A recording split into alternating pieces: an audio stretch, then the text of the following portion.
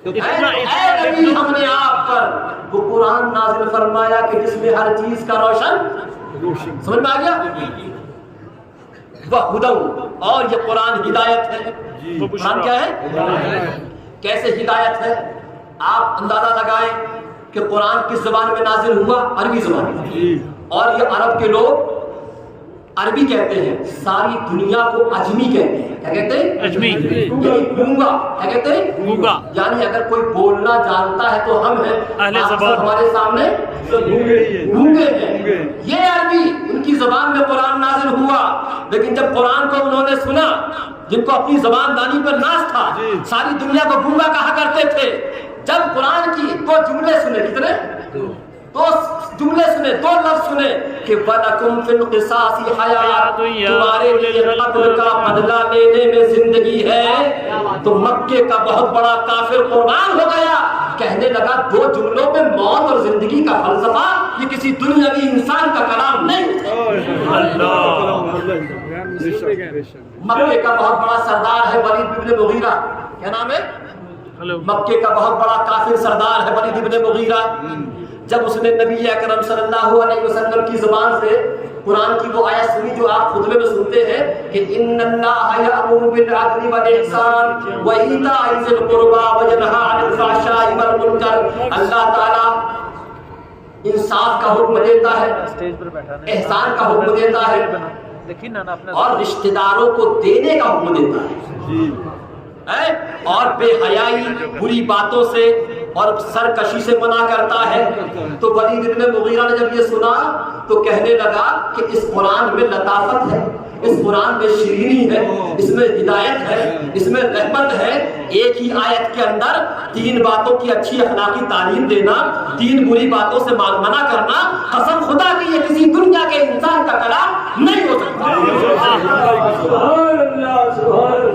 قرآن ہدایت ہے قرآن ہدایت ہے اور دیکھیں مکے کا ایک سردار ہے ولید بن عتبہ جی وہ اللہ کے رسول کے سامنے آیا ہمارے نبی صلی اللہ علیہ وسلم نے سورہ حامیم السجدہ کی آیت تلاوت کی اور جب اللہ کے رسول اس آیت پر پہنچے فَإِنْ أَعْرَضُوا فَقُلْ أَنذَرْتُكُمْ صَاعِقَةً مِثْلَ صَاعِقَةِ عَادٍ وَثَمُودَ اے نبی جو آپ کی تعلیم سے منہ پھیرے ان کو قوم عاد اور قوم سمود کی ہلاکت اور تباہی سناؤ بتاؤ تو اللہ کے رسول کے منہ پر ہاتھ رکھ دیا کہا خدا کے لیے اس سے آگے مت بڑھنا خدا کے لیے اس سے آگے بڑھنا اور قرآن ہدایت ہے اور آگے تبھی تو کہا ہدی للناس یہ قرآن لوگوں کے لیے ہدایت ہے اور دیکھیں مکے کے اندر ایک شاعر ہوا ہے آخری شاعر مکے کے اندر 7 کچھ زمانہ جاہلیت کے اللہ کے رسول کے زمانے سے پہلے کے شاعر اسے کہتے ہیں زمانہ جاہلیت 7 شاعر ہوئے 7واں شاعر لبید بن رابعہ اللہ کے رسول کے زمانے میں تھا یہ اتنا بڑا شاعر تھا کہ عرب میں ایک میلہ لگتا تھا اوکاس اس میلے کے اندر اس نے ایک مرتبہ اپنی نظم پڑھی اپنی شاعری سنائی تو دوسرے شاعر اس کی ہیبت سے عظمت سے سجدے میں گر گئے اس کو سجدہ کرنے لگے اتنا بڑا شاعر اس لبید بن رابعہ نے ایک قصیدہ لکھا اور قصیدہ لکھ کر اس زمانے میں دستور یہ تھا کہ لوگ خانہ کعبہ پر اپنے قصیدے اپنی نظم لٹکا دیا کرتے ہیں جب اس نے قصیدہ لٹکایا تو اللہ کے صلی اللہ علیہ وسلم کے ایک صحابی نے قرآن کی کچھ آیتیں اس کے قصیدے اس کی نظم کے برابر میں لٹکا دی اور جب لبید بن رابعہ نے قرآن کی ان آیتوں کو پڑھا اپنا قصیدہ اپنی نظم اتار لی اور بنا کسی تبلیغ کے بنا کسی تعلیم کے اس نے اسلام قبول کر لیا لوگ کہتے تھے کہ قرآن تم شاعری کرو اشعار سناؤ کہنے لگا جب قرآن نازل ہو گیا ہے تو اب قرآن کے سامنے میری شاعری کی کیا حیثیت قرآن ہدایت جو سنتا ہے پڑھتا ہے اسلام سے مال ہو جاتا ہے حضرت عمر فاروق بھی اس کے مطلب چاہنے والے تھے حضرت عمر فاروق نے کہا نبی کچھ سناؤ شاعری کہو کہا کہ اللہ نے اتنا بہترین کلام نازل فرمایا ہے اب اس کے سامنے مجھے شاعری کرنے کی کیا ضرورت یہ لبید بن رابعہ اور اس سے بڑا حیرتناک خطرناک واقعہ قرآن ہدایت ہے. توجہ آپ کی. جی چھوڑے جا رہے ہیں قرآن کو, کون پڑھتا ہے؟ لیکن سمجھیے جی اگر قرآن کو سینے سے نہیں لگاؤ گے قسم خدا کی نہ یہاں کامیاب ہوگے نہ وہاں کامیاب. بہت اچھا بات سنایا. درود پاک پر اللہم صلی وسلم وبارک علی سیدنا مولانا محمد صلاۃ و سلام علیک یا رسول اللہ. چاہیے تھا اسی موضوع پر بولنا. بے شک بہت ضرورت تھی. یہی تھا موضوع. بلاغہ فرمایا. تو ایک اللہ کے رسول, اچھا قرآن جب نازل ہوا اسی وقت سے اس کے اثر کو لے کر, اس کے اثر سے لے کر اس قرآن کے اثر سے لوگ مخالف تھے. اسلام قرآن کے مخالف تھے.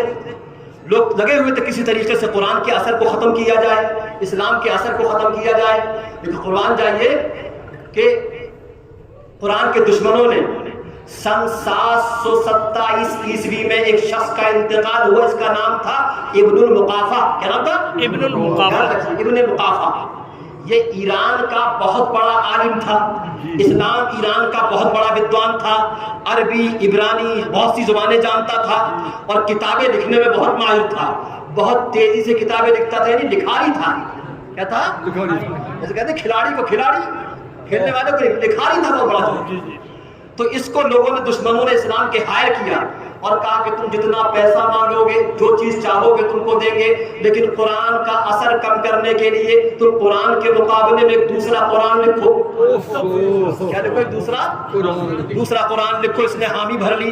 کہا کہ اچھا مجھے اتنا مکان چاہیے, یہ چیزیں چاہیے, اتنا پیسہ چاہیے اور 1 سال کا ٹائم چاہیے. 1 سال کا ٹائم چاہیے. جی کہا ٹھیک ہے, دیا 1 سال کا ٹائم. اس کو بہترین مکان دیا گیا, سمجھے نہیں؟ اور اس نے کہا کہ مجھے 1 سال تک مجھ سے بات مت کرنا. اچھا مجھے 1 سال تک بات مت کرنا. لہذا یہ عالی شان مکان کے اندر بند ہو گیا. سب ساری آسائش کی چیزیں, زندگی کی چیزیں اس کے اندر مہیا تھی. اب اس نے قرآن کے مقابلے میں دوسرا قرآن لکھنا شروع کیا. تو ایک کمرے میں بند ہوا, کوشش کرنے لگا کہ قرآن کے مقابلے میں دوسرا قرآن تیار کیا جائے. جب 6 مہینے گزر گئے تو جن لوگوں نے پیسہ خرچ کیا تھا, جن لوگوں کی تنظیم تحریک تھی, انہوں نے سوچا 6 مہینے ہو گئے ہیں, آدھا کام ہو گیا ہوگا, لاؤ جا کر کے دیکھا جائے, جائزہ لیا جائے کتنا کام ہو گیا ہے. جب اس کے یہاں جاتے ہیں, دروازہ کھٹکھٹاتے ہیں, اندر جا کر دیکھتے ہیں تو پورے گھر میں کاغذ کے ٹکڑے بکھرے ہوئے ہیں. کاغذ کے ٹکڑے بکھرے ہوئے ہیں. کسی پر ایک حرف لکھا ہے, کسی پر ایک کلمہ لکھا ہوا ہے, قسم خدا کی, اور کاغذ پر گھور رہا ہے, پاگلوں کی طرح بیٹھا ہوا ہے. 6 مہینے گزر گئے تھے, پورا قرآن تو دور کی بات, ایک آیت بھی قرآن کے مقابلے میں نہیں لکھ پایا. تکبیر, رسالت, اعجاز قرآن, اعجاز قرآن. تو پورا قرآن تو دور کی بات, ایک سورت بھی نہیں لکھ پائے تھے. یہ ہے قرآن. اور کیسے لکھ پاتے؟ قرآن نے پہلے مشرکوں کو کہا تم بھی عربی زبان جاننے والے, پہلے کہا قرآن جیسا لے آؤ. جب نہیں لائے کہا کہ 10 صورتیں لے آؤ. 10 صورتیں لے آئے. قرآن نے آخر میں کہا, کیل ٹھوک دی, کہا کہ تم سارے جن اور انسان قرآن کے دشمن مل کر آ جاؤ, تب بھی قرآن کی ایک صورت نہیں بنا سکتے. قرآن کی ایک صورت نہیں بنا سکتے. یہ ہے قرآن. تو قرآن کیا ہے؟ ہدایت. ارے یہ قرآن ہے, اس میں کوئی چینجنگ نہیں ہو سکتی. مسلمان کہے گا بات دور کی بات ہے. ہندوستان کے ایک بہت بڑے سوامی ہے, سوامی وویکانند. کیا نام ہے؟ سوامی وویکانند. اسٹیشن پر جائیے گا, کتاب مل جائے گی, سوامی بایوگرافی سوامی وویکانند. لکھنے والے ہیں سوامی نکھیلانند. انگلش میں ملتی ہے, ہندی ملتی ہے. سوامی وویکانند ایک بات لکھتے ہیں, واقعہ لکھتے ہیں. کہتے ہیں 1891 عیسوی کی فروری میں, 1891 عیسوی کی فروری میں الور راجستھان گیا.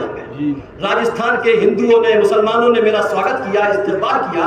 وہاں انہوں نے جلسے کو سمبودھن کیا, تقریر کی, اور اپنی تقریر میں الور کے لوگوں کو, ہندو مسلمانوں کو خطاب کرتے ہوئے, تقریر کرتے ہوئے کہا کہ اے لوگوں سنو, قرآن کے بارے میں سب سے بڑے پتے کی بات یہ ہے, سب سے بڑے مارکے کی بات یہ ہے کہ یہ 1400 سال پہلے جیسا تھا آج بھی ویسا ہی ہے. اس کے اندر کہیں ایک حرف کا بھی انتر نہیں آیا, اس کی مولتا میں کوئی فرق نہیں آیا ہے. ارے تبھی تو گرو نانک کہتے ہیں, کل قرآن کبھی قرآن پوتھی پنڈت رہے قرآن, نانک نام بھیا رحمان, کر کرتا تو ایک ہو جان. کہتے ہیں کہ ساری دنیا میں اگر کوئی کتاب ہے تو کیا ہے؟ قرآن ہے، قرآن ہے۔